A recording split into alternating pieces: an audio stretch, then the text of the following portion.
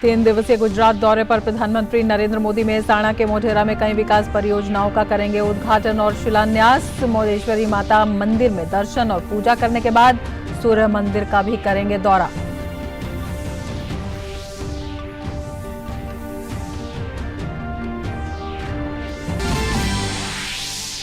राष्ट्रपति द्रौपदी मुर्मू चंडीगढ़ में राष्ट्रपति पंजाब इंजीनियरिंग कॉलेज के 52वें दीक्षांत समारोह और शताब्दी वर्ष के समापन समारोह में हुई शामिल। कहा, छात्रों के उत्कृष्ट विकास में नई राष्ट्रीय शिक्षा नीति की अहम भूमिका। राष्ट्रपति ने चंडीगढ़ सचिवालय के नवनिर्मित भवन का किया उद्घाटन।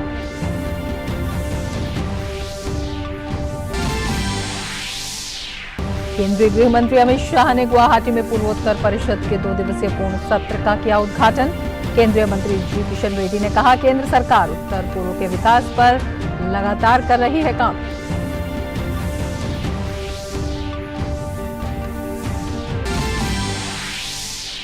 देश में प्रत्यक्ष कर संग्रह में भारी उछाल। चालू वित्त वर्ष में 8 अक्टूबर तक पिछले वर्ष इसी अवधि की तुलना में कर संग्रह में 23% से अधिक की हुई बढ़ोतरी। शुद्ध संग्रह में भी पिछले वर्ष की समान अवधि की तुलना में 16.3% उछाल दर्ज।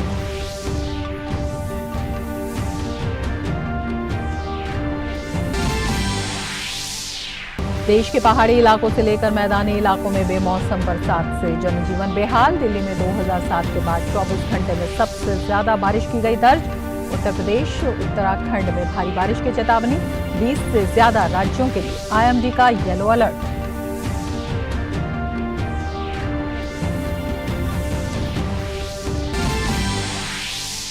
ईरान में हिजाब विरोधी प्रदर्शन लगातार चौथे सप्ताह जारी। प्रदर्शन के दौरान 2 और लोगों की मौत। प्रदर्शनकारियों ने सरकारी टीवी को 15 सेकंड के लिए किया हैक। खमैनी की आग से लपटों से घिरी तस्वीर की प्रसारित। खेल की खबरों में रांची में खेले जा रहे दूसरे एक दिवसीय मैच में भारत के खिलाफ दक्षिण अफ्रीका की स्थिति मजबूत। हेनरिक्स और मार्कराम ने शुरुआती झटकों के बाद संभाली पारी। मोहम्मद सिराज और शहबाज ने लिए भारत की तरफ से विकेट।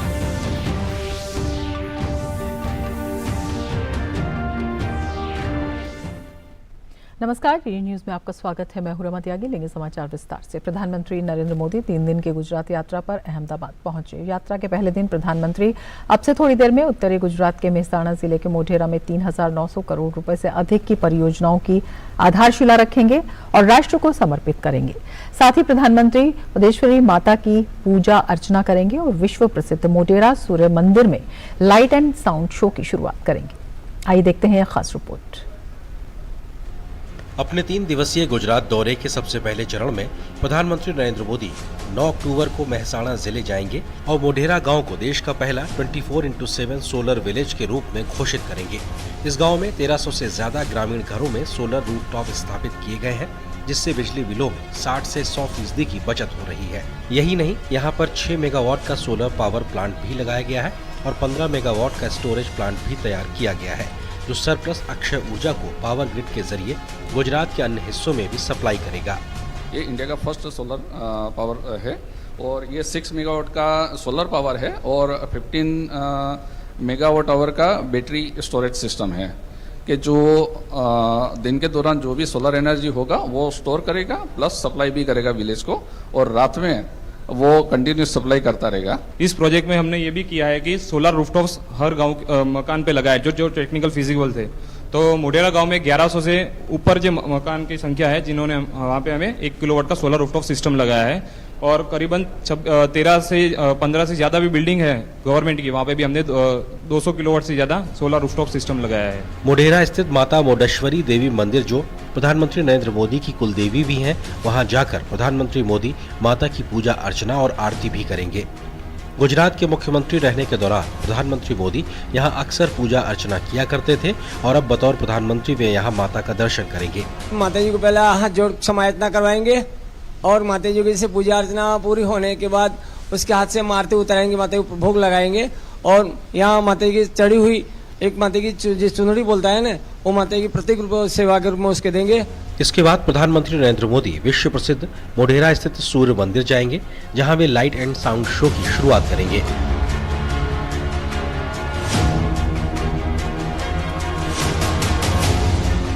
माता मोडेश्वरी मंदिर के दर्शन के बाद प्रधानमंत्री नरेंद्र मोदी मोढेरा के इसी सन टेम्पल में आएंगे, जिसे 11वीं शताब्दी में सोलंकी डायनेस्टी ने बनवाया था।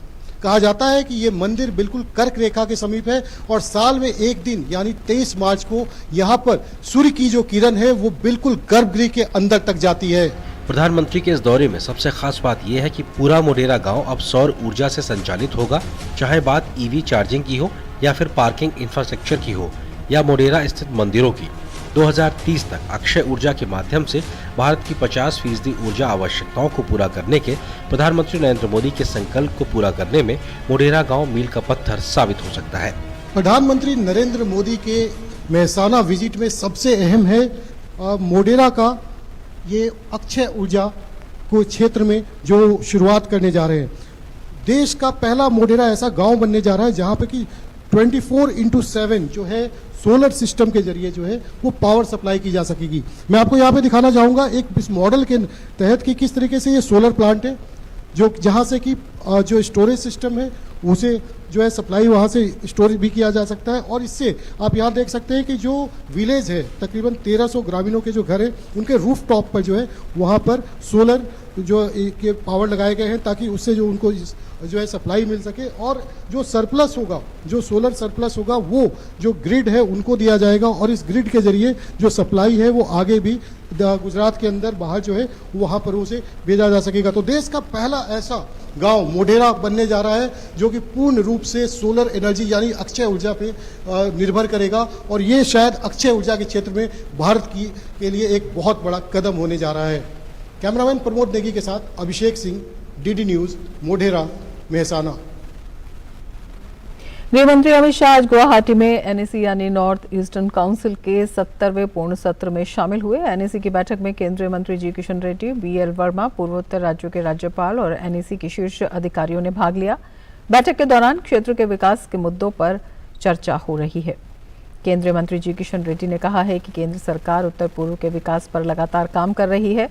पूर्वोत्तर परिषद की बैठक के बाद उन्होंने कहा कि केंद्र सरकार के हर विभाग से अपने बजट का 10% हिस्सा उत्तर पूर्व के विकास पर खर्च करने को कहा गया है। उन्होंने कहा कि प्रधानमंत्री के नेतृत्व में उत्तर पूर्व का तेजी से विकास हो रहा है। Department of Government of India should spend their budget. If they will spend 1 rupee, 10 NP they should spend in the Northeast. That is the program we are discussing today, and we are taking feedback from governors, we are taking feedbacks chief ministers, we are taking feedback from chief secretaries, other officers, even agriculture sector, tourism sector, infrastructure sector, service sector, and horticulture sector, handloom sector. We are concentrating, we are discussing with all these fields how we can support the Northeast India, Northeast region. Our Prime Minister already told, Northeast region जब तक विकास नहीं हो सकता है, भारत विकास नहीं होगा। इसलिए north east विकास के लिए भारत सरकार अलग अलग इनिशिएटिव लिया है। अरुणाचल प्रदेश के मुख्यमंत्री पेमा खांडू ने कहा कि केंद्र सरकार की योजनाओं से उत्तर पूर्व के राज्यों का विकास हो रहा है। उन्होंने कहा कि प्रधानमंत्री ने अरुणाचल प्रदेश को हर तरह से सहायता प्रदान की है। Like in this recent union budget, Madam Finance Minister Nirmala Sitharaman ji की बजट स्पीच में वाइब्रेंट विलेज प्रोग्राम का उन्होंने घोषणा किया है। And one more project has been added to development of north eastern region, PM divine. So I am very hopeful like हमारा जो अरुणाचल प्रदेश है और बॉर्डर एक राज्य है, तो ये दो प्रोग्राम के अंतर्गत में vibrant village program and PM divine के अंतर्गत में गवर्नमेंट ऑफ इंडिया से अच्छा सपोर्ट मिलेगा। सेइंग सो ऑनरेबल PM साहब के जो लीडरशिप में लास्ट 8 ईयर्स में जो सपोर्ट मिला है अरुणाचल प्रदेश में इंफ्रास्ट्रक्चर को लेके, उसमें काफ़ी ट्रिमेंडस काम अच्छा हुआ है। केंद्रीय गृह मंत्री अमित शाह ने असम के 3 दिवसीय दौरे के आखिरी दिन आज सुबह गुवाहाटी के नीलांचल पर पहाड़ पर स्थित शक्तिपीठ मां कामाख्या धाम पहुंचकर माता रानी की पूजा अर्चना की। आज सुबह शक्तिपीठ कामाख्या पहुंचे केंद्रीय गृह मंत्री ने मां कामाख्या के श्री चरणों में विशेष पूजा अर्चना कर आशीर्वाद लिया। मंदिर परिसर में गृह मंत्री को देखने के बाद भारत माता की जय और जय श्री राम के नारे लगे। कामाख्या मंदिर में अमित शाह के साथ मुख्यमंत्री डॉक्टर हिमंत बिस्व शर्मा, असम सरकार के मंत्री पीयूष हजारिका के साथ अन्य व्यक्ति मौजूद थे।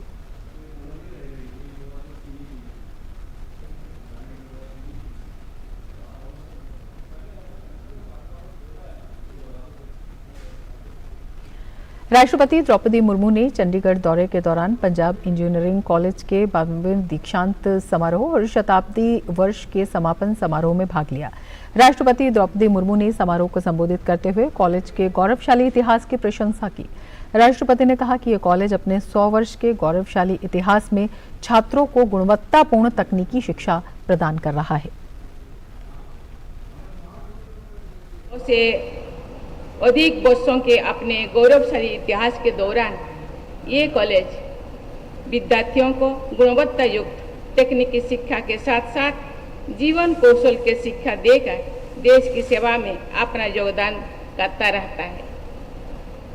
पीईसी नॉलेज और एक्सीलेंस के एक उत्कृष्ट संसाधन के रूप में माना जाता है। मुझे विश्वास है कि आने वाले समय में चंडीगढ़ शहर उच्च शिक्षा में उत्कृष्टता का केंद्र बनने के साथ साथ टेक्नोलॉजिकल इनोवेशंस का केंद्र भी बनेगा। राष्ट्रपति द्रौपदी मुर्मू ने राष्ट्रीय शिक्षा नीति को छात्रों के उत्कृष्ट विकास में अहम बताया। राष्ट्रपति ने कहा कि राष्ट्रीय शिक्षा नीति 2020 के तहत ये कॉलेज छात्रों के विकास में अपनी अहम भूमिका निभा रहा है। शिक्षा नीति 2020 में स्पष्ट किया गया है कि एक अच्छी शिक्षण संस्थान वो है जिसमें प्रत्येक विद्यार्थी का स्वागत किया जाता है, देखभाल की जाती है, प्रेरणादायक वातावरण होता है और अच्छे बुनियादी ढांचे और उपयुक्त संसाधनों का व्यवस्था होती है। मुझे ये जानकर प्रसन्नता हुई है कि पीईसी में ये सभी विशेषताएं विद्यमान है। मुझे उम्मीद है कि ये कॉलेज उत्कृष्टता की दिशा में अपना प्रयास निरंतर जारी रखेगी। भाजपा के राष्ट्रीय अध्यक्ष जेपी नड्डा ने हिमाचल प्रदेश के कांगड़ा में पंच परमेश्वर सम्मेलन में हिस्सा लिया। शाहपुर के चंबी में हो रहे पंच परमेश्वर सम्मेलन में राष्ट्रीय उपाध्यक्ष एवं प्रदेश चुनाव प्रभारी सौदान सिंह और कांगड़ा व चंबा के विधायक और मंत्री भी मौजूद रहे। इस सम्मेलन में 17 हलकों के 1500 पंच परमेश्वरों ने भाग लिया। भाजपा अध्यक्ष जेपी नड्डा ने सम्मेलन को संबोधित करते हुए कहा कि जनता की सेवा करने के लिए मेहनत करने की जरूरत पड़ती है। कि आज जो आप आके कुर्सी पर बैठ गए हैं ये ऐसे ही नहीं घटा है, लंबी साधना लोगों ने की है। किस कारण से हम कुर्सी पर बैठे ये हमको समझना चाहिए। जो लोग राजनीति का महत्व नहीं समझ पाते ना, उनके साथ सत्ता, और सत्ता का अर्थ है दुर्गा, मां दुर्गा और लक्ष्मी, ये नहीं टिकती। इसको टिकाने के लिए अपने में टिकने की ताकत होनी चाहिए। इसलिए मैं आपसे अपील करने के लिए आया हूं कि मित्रों, बहुत बड़ा आपके द्वारा योगदान होने की बात है और उस योगदान को करने में आप सब लोग सक्षम हैं। उसको आप सबने करना है। और बुलेटिन में फिलहाल लेते हैं एक ब्रेक। आप देखते रहिए डीडी न्यूज।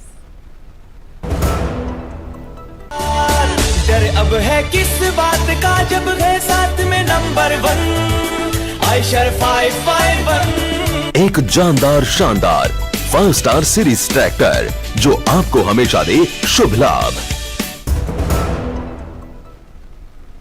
ब्रेक के बाद फिर से आपका स्वागत है। आगे बढ़ते हैं। विदेश मंत्री डॉक्टर एस जयशंकर ने न्यूजीलैंड का दौरा पूरा कर लिया है। दौरा खत्म करने से पहले विदेश मंत्री ने वेलिंगटन में भारतीय उच्चायोग के नवनिर्मित भवन का उद्घाटन किया। विदेश मंत्री ने कहा कि कम समय में 3 मंत्री स्तरीय यात्राएं भारत न्यूजीलैंड संबंधों को बढ़ाने और उन्हें उपयुक्त बनाने की हमारी साझा इच्छा को दर्शाती हैं। साथ ही उन्होंने कहा कि दोनों देशों के बीच मजबूत सहयोग हमारे साझा क्षेत्रों के लिए शांति, संपन्नता और प्रगति सुनिश्चित करेगा।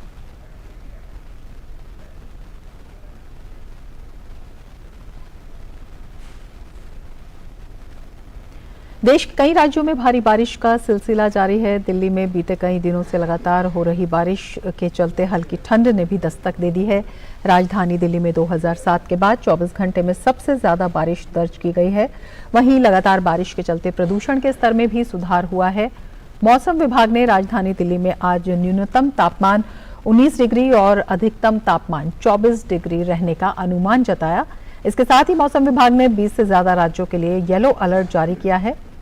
मौसम विभाग के मुताबिक इस बार दिल्ली में ठंड का आगमन अक्टूबर के अंतिम सप्ताह या नवंबर के पहले सप्ताह में हो जाएगा। इसके अलावा मौसम विभाग ने आज जम्मू कश्मीर, हिमाचल प्रदेश, मध्य प्रदेश, छत्तीसगढ़, राजस्थान, ओडिशा, पश्चिम बंगाल और झारखंड के अलावा दक्षिण के भी कुछ राज्यों में बारिश का अनुमान जताया है।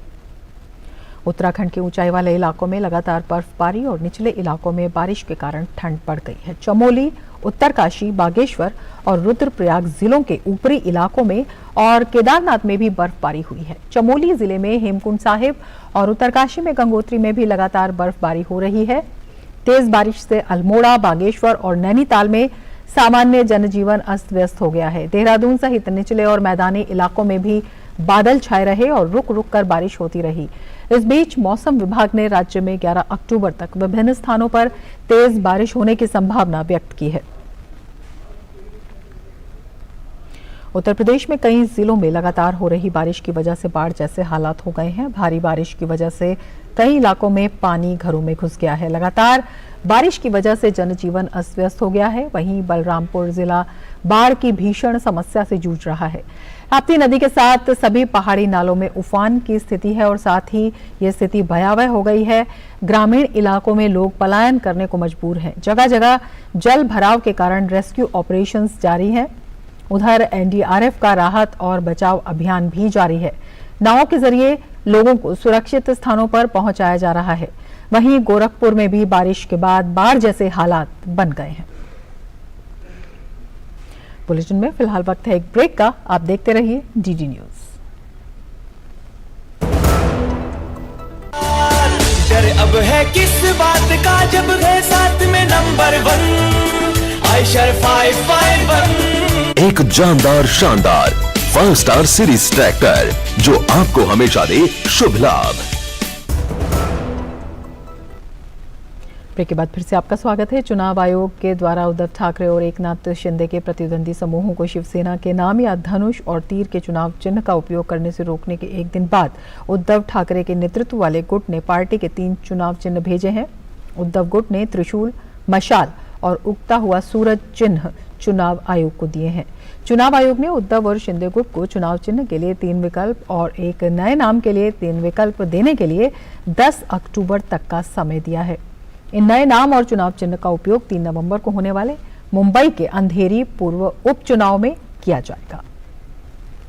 तो आदरणीय पक्ष प्रमुख उद्धव जी ठाकरे साहब ने 3 चुनाव चिन्ह दिए। उसमें से पहला है त्रिशूल, दूसरा है हमारा मशाल और तीसरा है उगता हुआ सूरज। तो ये सारे 3 चुनाव चिन्ह हमने उनके पास पर्याय करके दिए है। उसमें से अभी चुनाव चिन्ह देने का काम हमारा चुनाव आयोग करेगा। वहीं एकनाथ शिंदे गुट के दीपक केसरकर ने कहा कि चुनाव आयोग के पास हम सब दस्तावेज लेकर जाएंगे और हमें न्याय और चुनाव चिन्ह दोनों मिलेगा। आज क्या बोला जा रहा है महाराष्ट्र में कि ये चिन्ह गया, ये चिन्ह गया। कौन बोल रहा है? जिनको सिंपैथी गैदर करनी है। हम ऐसे बिल्कुल नहीं बोल रहे हैं। हमारा क्लेम आज भी कायम है। हम लोग, हमारे पास जो डॉक्यूमेंट है वो लेके इलेक्शन कमीशन के पास जाएंगे और हमारा जो एक अधिकार है, क्योंकि हमारे पास मेजॉरिटी है, तो हमारा ये अधिकार है कि हमें वो चिन्ह मिले और उसके लिए हम पूरी कोशिश करेंगे और हमें न्याय मिलेगा, इसके बारे में हमें यकीन है। हैदराबाद में भारी बारिश के बाद नदीम कॉलोनी के टोली चौकी की सड़कों पर भारी जल भराव हो गया। शहर के कई इलाकों में पानी घुसने से जनजीवन अस्त व्यस्त हो गया है। वहीं मौसम विभाग के मुताबिक हैदराबाद में आज न्यूनतम तापमान 21 डिग्री और अधिकतम तापमान 30 डिग्री रहने का अनुमान है।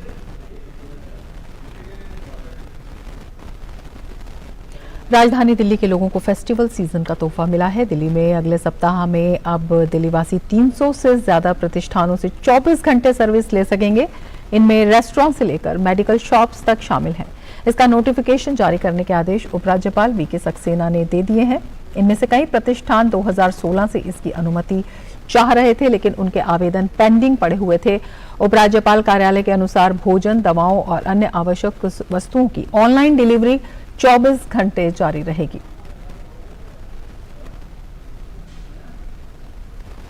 राष्ट्रीय स्वयंसेवक संघ के सरसंघचालक मोहन भागवत उत्तर प्रदेश के कानपुर में वाल्मीकि जयंती पर आयोजित एक कार्यक्रम में शामिल हुए। फूलबाग स्थित नानाराव पार्क में हुए कार्यक्रम को संबोधित करते हुए उन्होंने कहा कि समाज के हर वर्ग को सुखी रहने से ही पूरा समाज सुखी रह सकता है। साथ ही उन्होंने उम्मीद जताई कि 25 से 30 साल बाद जब ऐसा समय आएगा जब पूरी दुनिया वाल्मीकि जयंती मनाएगी।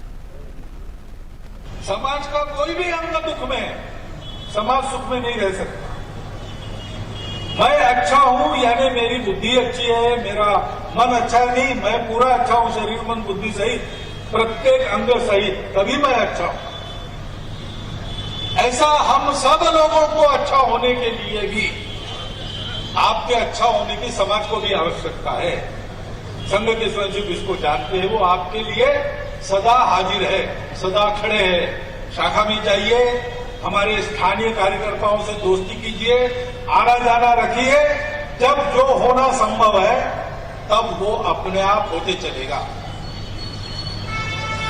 ऐसा आप आगे बढ़ेंगे तो मुझे विश्वास है कि 10, 20, 25, 30 साल के बाद एक भगवान वाल्मीकि की जयंती ऐसी आएगी जिसको सारी दुनिया संपन्न करे। देश में प्रत्यक्ष कर संग्रह में काफी उछाल देखने को मिला है। चालू वित्त वर्ष में 8 अक्टूबर तक कर संग्रह में 23% से अधिक की बढ़ोतरी हुई है। वित्त मंत्रालय के अनुसार प्रत्यक्ष कर संग्रह 8.98 लाख करोड़ रहा है, जो पिछले वर्ष इसी अवधि की तुलना में 23.8% से अधिक है। इसके साथ ही शुद्ध संग्रह भी 7.45 लाख करोड़ रुपए दर्ज किया गया, जो पिछले वर्ष की समान अवधि की तुलना में 16.3% से अधिक है। बुलेटिन में फिलहाल ले लेते हैं एक ब्रेक। आप देखते रहिए डीडी न्यूज।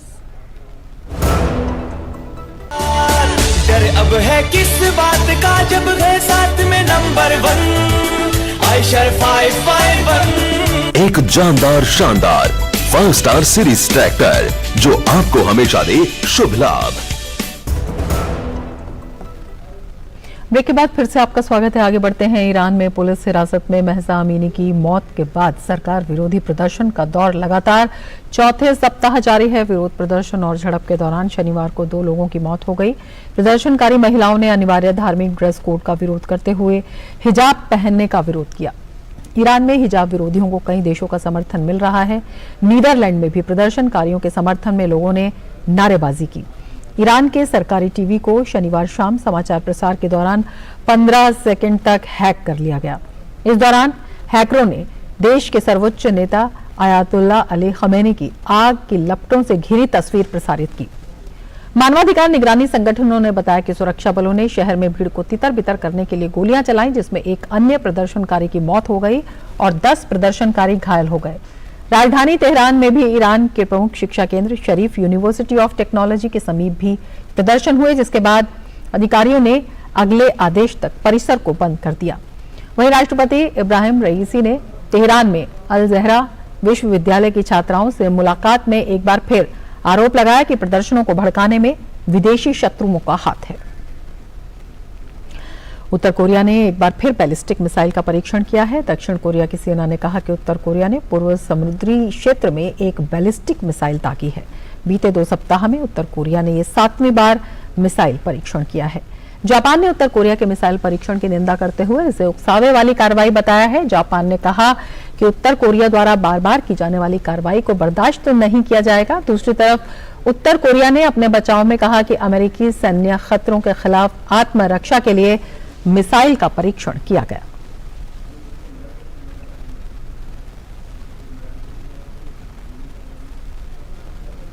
बुलेटिन में फिलहाल ले लेते हैं एक ब्रेक। आप देखते रहिए डीडी न्यूज। डर अब है किस बात का जब है साथ में नंबर 1 आयशर 551। एक जानदार शानदार 5 स्टार सीरीज ट्रैक्टर जो आपको हमेशा दे शुभ लाभ। ब्रेक के बाद फिर से आपका स्वागत है। आगे बढ़ते हैं। भारत और दक्षिण अफ्रीका के बीच आज रांची में 3 वनडे मैचों की सीरीज का दूसरा मैच खेला जा रहा है। दक्षिण अफ्रीका ने टॉस जीतकर पहले बल्लेबाजी का निर्णय लिया है। ताजा समाचार मिलने तक दक्षिण अफ्रीका ने 5 विकेट पर 218 रन बना लिए थे।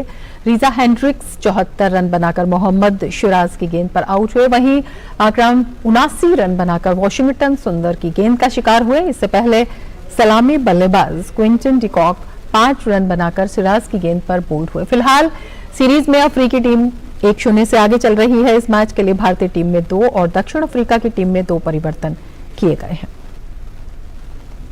राष्ट्रीय खेलों में महिला हॉकी में हरियाणा ने फाइनल में स्थान बना लिया है। सेमीफाइनल में हरियाणा ने आसानी से झारखंड को 5-2 से हराने में सफलता पाई। हरियाणा ने पहले क्वार्टर में 1 गोल किया, वहीं दूसरे और चौथे क्वार्टर में हरियाणा ने 2-2 गोल करके अपनी जीत सुनिश्चित की।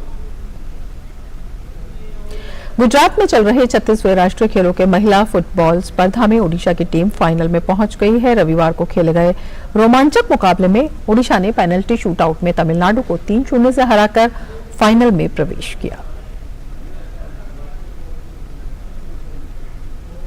केंद्रीय खेल मंत्री अनुराग सिंह ठाकुर ने आज हिमाचल प्रदेश के बिलासपुर में वाटर स्पोर्ट्स सेंटर का उद्घाटन किया। स्पोर्ट्स अथॉरिटी ऑफ इंडिया ने एनटीपीसी के साथ एमओयू साइन किया है, जिसके बाद इस वाटर स्पोर्ट्स सेंटर में एथलीटों को रोइंग, कैनोइंग और कैकिंग जैसे वाटर स्पोर्ट्स की ट्रेनिंग दी जाएगी। अब बिलासपुर आने वाले पर्यटक अच्छी गुणवत्ता वाले वाटर स्पोर्ट्स एक्टिविटीज का आनंद उठा सकेंगे।